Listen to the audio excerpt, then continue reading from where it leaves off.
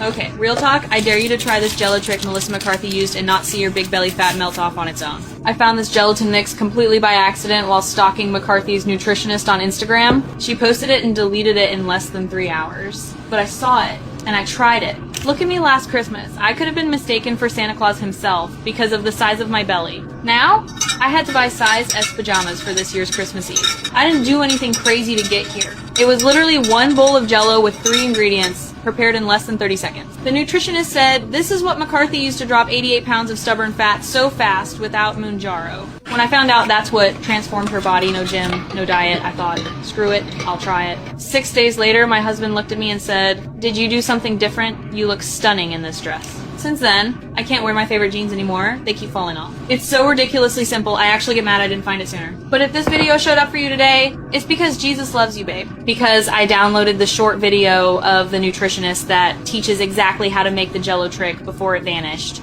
Just tap the learn more button below and watch it before she finds out and asks me to delete it.